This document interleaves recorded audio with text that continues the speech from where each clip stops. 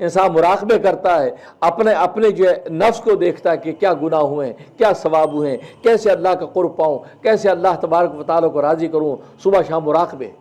پھر ذکر و اذکار، اپنی زبان سے ہر وقت اللہ تبارک و تعالیٰ کو یاد کرتا ہے. تو گویا کہ یہ جب حق ادا کرتا ہے تو اس کی روحانیت، وہ اس کے اندر جلا پیدا ہوتی ہے، اس کی روحانیت روشن ہوتی ہے. الا بذکر اللہ تطمئن القلوب، کہ قرآن کریم میں اللہ تبارک و تعالیٰ اس حقیقت کو بتا دیا کہ دلوں کا اطمینان اگر حاصل کرنا ہے تو خبردار سن لو، وہ اللہ کے ذکر میں ہے.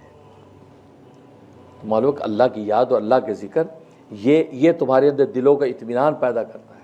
تمہاری باقی ظاہری معیشت، ظاہری لگژری لائف، ظاہری سامان راحت، یہ سامان راحت تمہیں سامان راحت تو ہے، یہ راحت نہیں دے سکتے. راحت اللہ تبارک و تعالیٰ کی یاد اور ذکر دیتے ہیں.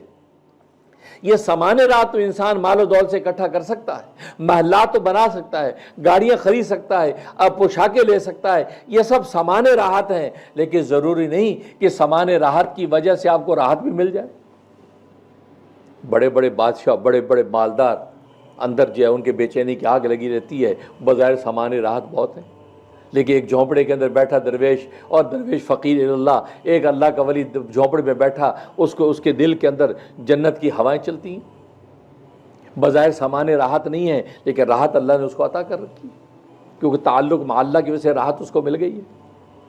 تو کہنے کا مقصد یہ ہے کہ یہ انسان جب اس عدل کے ساتھ چلتا ہے، ہر ایک کے حق کو ادا کرتا چلتا ہے، تو اللہ تبارک و تعالیٰ اس کو دنیا میں جنت نظیر زندگی عطا کرتا ہے.